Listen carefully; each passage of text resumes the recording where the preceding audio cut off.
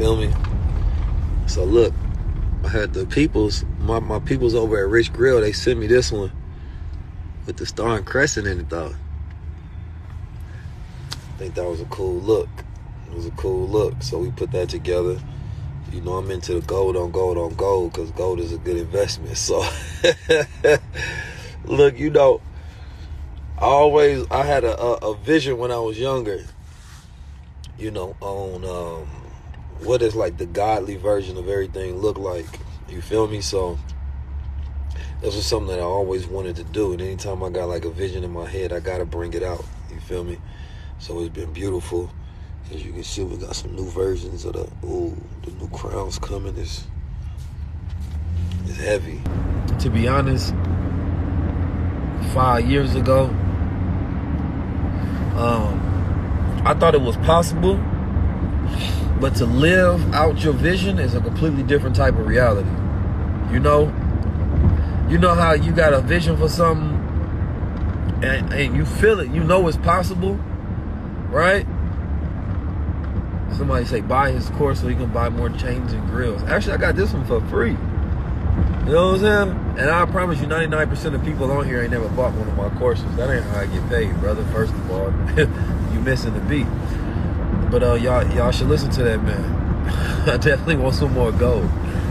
Oh man. But it's funny though, having a dream is a beautiful thing, right? And I encourage everybody to dream. I encourage everybody to work, right? Because a dream without work, right, is an illusion.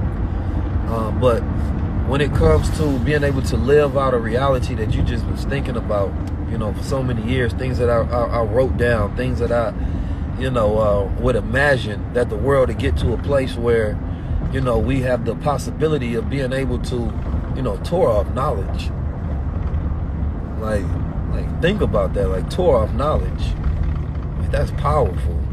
You know, and it took decades for this to be possible again. Because you got to understand that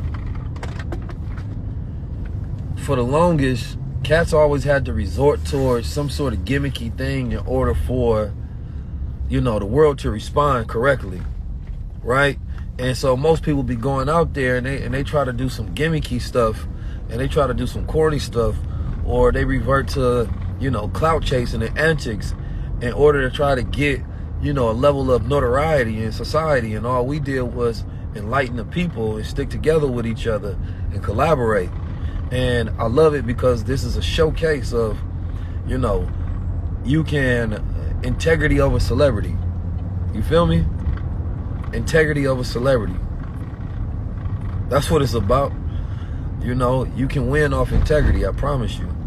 You know, I understand in my mind, and this is no brag really, but as I talk to people sometime and I try to give people my formulas for life and thinking and executing, and I realize, like, man, everybody ain't ready.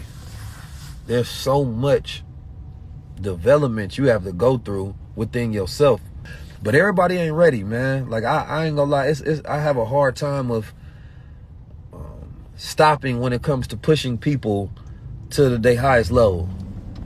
I have a very hard time because I'm one of those forces that if I'm in your life, I want to see you propel to the heights that I believe you can be at, right? But the rare sense, because it's not common anymore, it's a rare sense of knowing how to think, right? It's a lost art. And what this generation faces is not an enemy of racism. It's not an enemy of poverty. It's not an enemy of, you know, sexism. Not even so much of classism, bias, prejudice. It's not physical slavery, right? It's none of those things that I believe were the main culprits and the biggest enemies that our ancestors had faced on a daily basis as their arch nemesis in reality. Today, our greatest enemy is our own minds. It's our own minds. I see a lot of people, because if you live in this day and time, you have a vast amount of opportunity, right, at your fingertips.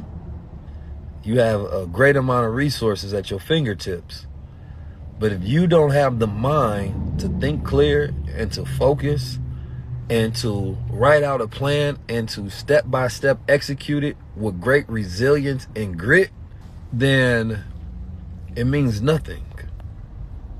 So it's not that there's not a physical person in your way. There's none of these ideological enemies that you create, because today we have the means to circumnavigate any one of these issues that you arise. Even if you're a woman, you can circumnavigate sexism in the workplace through entrepreneurship, right? Through creating empowered women's movements. If you a black man, you deal with racism and prejudice in an environment, you can learn a digital skill set to where you can pay yourself and you can separate from that environment, right, to execute, right? If you say, well, my business not growing because I'm not getting investments because black people get less than 1.25%, right, of the total investments that come down when it comes to funding. Well, you got AI now to where that money that would have went to expanding, and getting employees so that your business can grow, and now you can use AI to substitute that. So that's like having a cash influx in your business. But if you're not willing to think, grow, and execute, and you don't have a growth mindset, none of the privileges that we now have matter. This generation be in their feelings all day long. I was rapping yesterday. We was on set and we was shooting something, and I said something that I think actually was real and resonated. Like, when my high school I went to in St. Louis, I went to a school in St. Louis. It was called Roosevelt High School, and I remember it's like, I think maybe been the first day of school. I walk outside and I see somebody get shot. You know what I mean? Just bow, bow. Everybody dispersed and run. And it was crazy.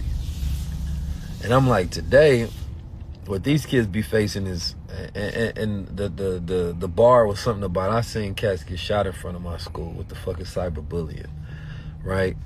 And the difference is light years away from what I faced during my tenure in school to what these kids facing today, right? They weren't about opinions and cyberbullying. We was dealing with real life tragedies, you know what I'm saying, and traumas and situations.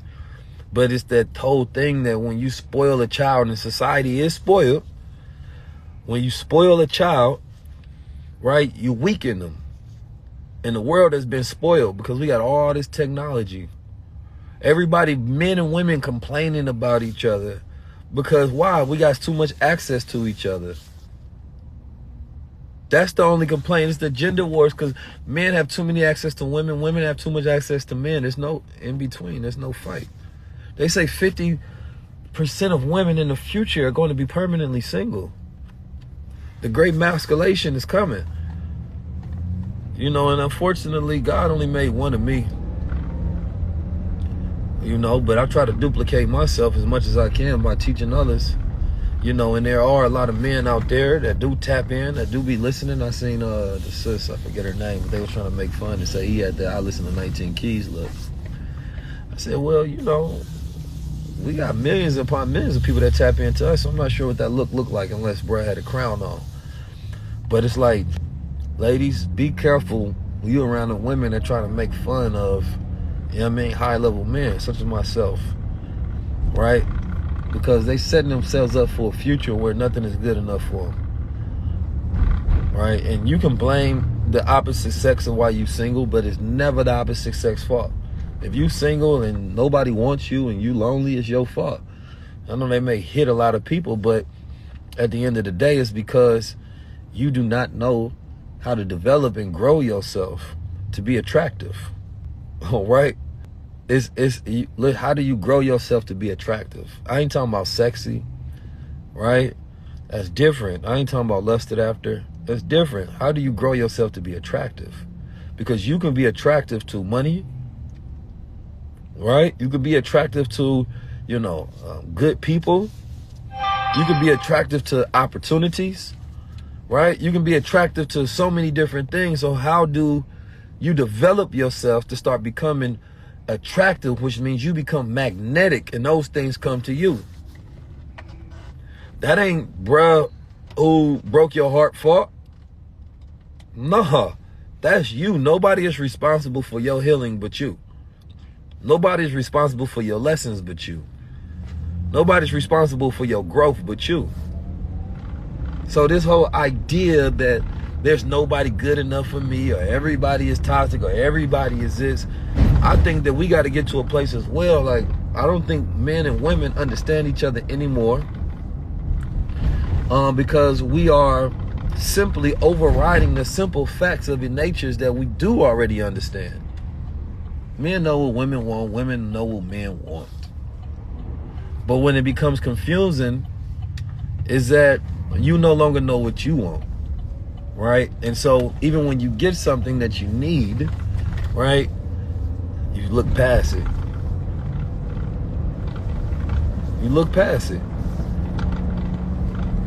And so I think we just got a very traumatic society where everybody is bonding through trauma and nobody is bonding through healing. You know, like I said, I don't want to relate to nobody's trauma, right? Because I don't want to create a relationship with your trauma and a connection with you or somebody else because we both had the same traumas. I don't want that. Nah, I want to talk to you because, we both healed from the same things, possibly. We both moved on from the same things. We're both growing and transitioning, right? And we both took an ownership. Now, let's build on that. But if ladies, if you get together with your friends and y'all all talking about how people did y'all wrong, y'all all talking about how niggas ain't shit, y'all are trauma bonding, right? And that's not attractive. So therefore, you're not attracting anything other, right, than the energy that y'all are circulating, right, which becomes magnetized. So whoever you bring into your life next will be more the same exact trauma. Same thing with fellas. So trauma bonding with people is one of the worst things you can do because it gives you a sense of comfort that somebody sees you, somebody knows you. Instead, you're like, nah. It's like being in a hospital and everybody else is sick and like y'all feeling sorry for each other. Like, to be honest with you, I might be sick right now, I might be going through something right now, but eventually, I'm not about to be in the same place as you. Eventually, I'll be out this hospital feeling better. Eventually, we won't be able to relate to each other. I'm glad you said that, but I don't want to hear you complaining no more, bro. I know, I don't do nothing like that. Come on, man, stop. I don't complain about nothing. You know what I'm saying? But how good I got it. You know what I'm saying? Even when something going on, man, I'm tough to complain. All person do to a lot, you gotta embrace it all. Yeah. So, just be careful, man, relating to people or relating to these podcasts where, they always talking about issues and problems. All right, this manosphere and red pill. And here's the reality of a lot of it should be real. But the thing is, it's real and it's going to continue to stay real because that's all people focus on. You know what I'm saying? Like, I want to create a new real. Like, I don't want to focus on the issues and the problems. Like, let's focus on the fact that now we at this place where, we ain't got them same problems no more. Like, damn, man, I ain't gonna lie. I used to relate to y'all having y'all issues and problems. Now I'm on something different. Like, y'all still sick. Trauma is a sickness. So when you're complaining about your scars and your baggage and your traumas, instead of finding out the process of how to build, you know what I'm saying? Then you got to figure out, how to change your environment and change what you can talk about. You feel me? So I learned that when I was younger. I say,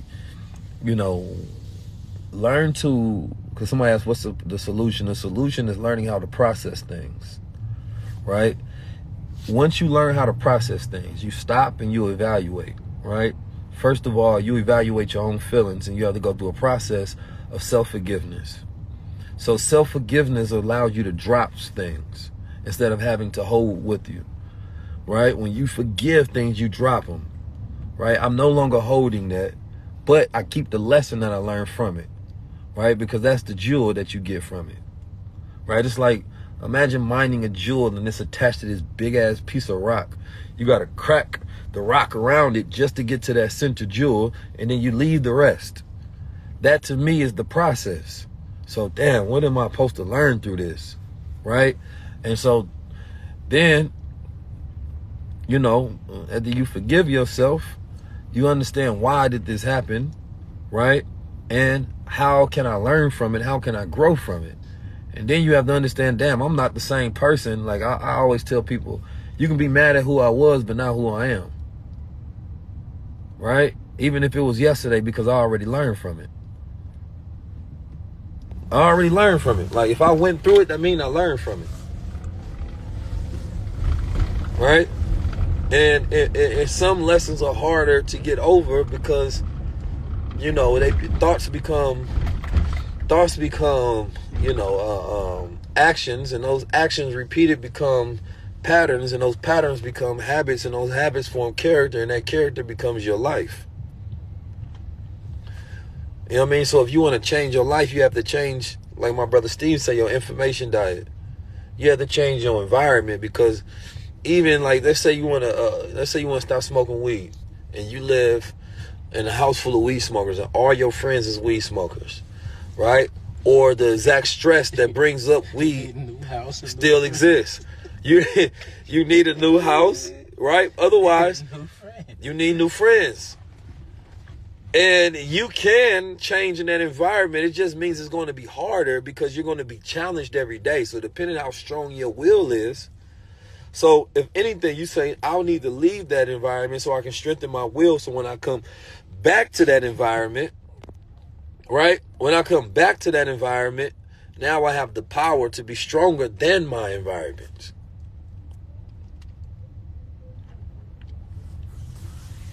That's power. But we don't learn how to heal because we don't learn how to take the lessons, right, from, you know, the situations that we go through. So they become repeated and repeated, and then we find coping mechanisms that make the lessons last longer. So what happens in school when you don't learn the lesson? Do you graduate? Hell no. You got to go take that class again. You flunk, you fail. You get kicked out. But you do not graduate. Life is the same with every other thing that you go through in life. You do not get to pass the class just because you went through it. You have to learn from it in order to pass. And how do you know? You will be tested. And once you can pass that test that says, I now know and understand, and I have the comprehension of this lesson, now I can move on to the next one. But life will have you repeating the same lesson over and over. Your ass is in the same class over and over until you learn. So either you enjoy the hell out of that class, right? Or you learn the lesson and you pass. It's that simple. Don't repeat the cycle. Last but not least, when it comes to these verification badges, I actually think that they're a good idea. I've seen some people making fun of them. The reason I say this, everything, and this is the thing, Facebook and Twitter is ahead of their time with it. And they really should have rolled this out at the beginning of social media, but they're forced to roll these out. Not only is it good for business, because they don't have to change nothing, so it increases, right, profits, but it's good because of AI. So AI forces companies to have to do verification because these AI bots will be so good at faking like they're you, it will be indistinguishable from the real you. So y'all know I got 100 fake AI bots. So everybody will have to get their IGs or whatever verified, right? So a person will even know it's you, because I won't want to talk to nobody eventually in the future without verification, because I don't know if this is a real person. So when they can flood the, internet with fake bots, right? And now AI got to a point where they can sound like you, they can talk like you, they can look like you, right? It's going to be very hard to distinguish between the two. So verification is no longer a flex, it's a necessity, especially as AI continues to take over, right? So think about that, and you know, my thesis has always been the world is changing to the point where everything that was for the wealthy is now for everybody. I've taught this business model and I've taught this lesson over and over and over that I've been teaching, that the things that were for the wealthy have now become the new business model for everybody. So, you know, having a personal driver was a wealthy thing, right? Boom. Having your own media outlet was a wealthy thing. Everybody can do it now. You can start your own show, your own channel, right? Think about the business models that exist today that at one point in time, it was for the wealthy. Why? Because they was expensive to make, right? They were expensive to do. So when technology came about and it made it inexpensive, it made it accessible to the every average day person, which grows that industry, right? So now they can make this accessible to everybody, right? So the world changes based on, right, the ability to manufacture and produce things cheaper, right? Because it would have been impossible for the average person to have a driver unless unless Uber becomes a common, right, to where everybody has access to it and it's a shared pool, right? So now you're not just working for one person, you're working for the world, right? And so the world is going to continue to change, and all the things that are for the rich will now be for everybody. And so the rich will have to find different ways to appreciate their wealth that disconnects them from the rest of society. So new experiences will pop out, right? But right now, enjoy the new wealth surplus. Because remember, these things were unaffordable at first. I'm just saying. So that's the way I look at reality, and I look at the way things are going.